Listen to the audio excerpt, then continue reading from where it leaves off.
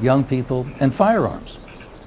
Raul, Waretown, New Jersey, Republican line. Go ahead, Raul. Larry, it's been many, many years since I saw you. Good to hear from you, sir. Way back, I think in the times of the Conservative Union it was, I think. Could be. I think your office was in the same building with you on the bench, right? Yes, it was. So, Yeah. Raul, what's your question or comment you'd like to make?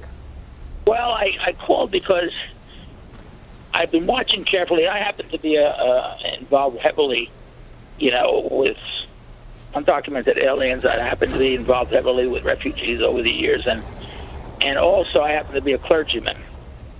And naturally, these killings concern me too because of the innocent people's lives that suffer. And as you know, the Pope Francisco was one of the first ones to come out and condemn what happened down in Orlando.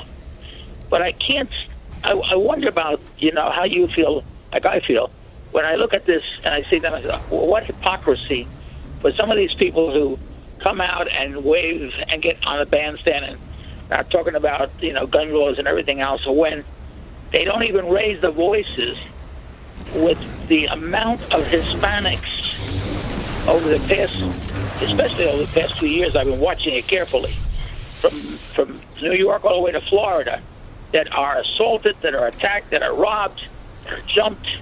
Now, even their so-called leaders, they don't even raise an opinion at all about the suffering of the people.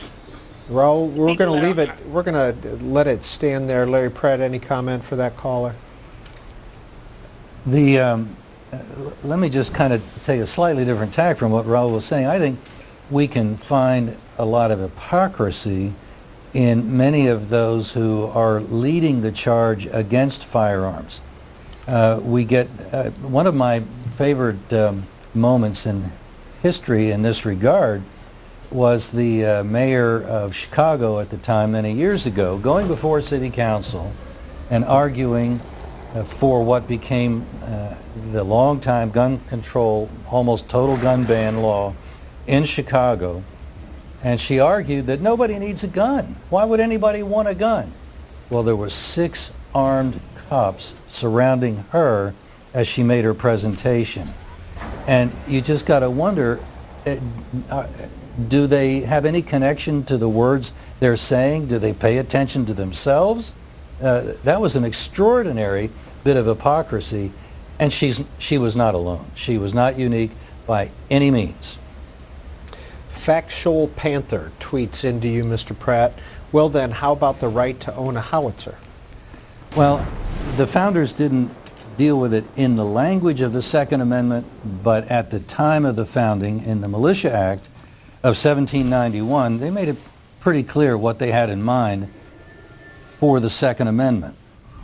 The Militia Act said that all men of military age were subject to call up by a militia. And in fact, at the time, the militia practices were fairly common, and the law stipulated that they had to bring their own rifle when they came, and if they didn't, they would be fined.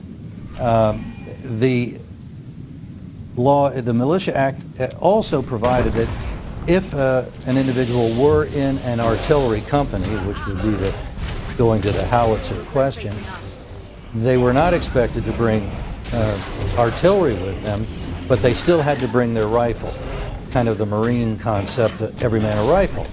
And so from the very beginning, there was this understanding in the law that kind of was the gloss of the Second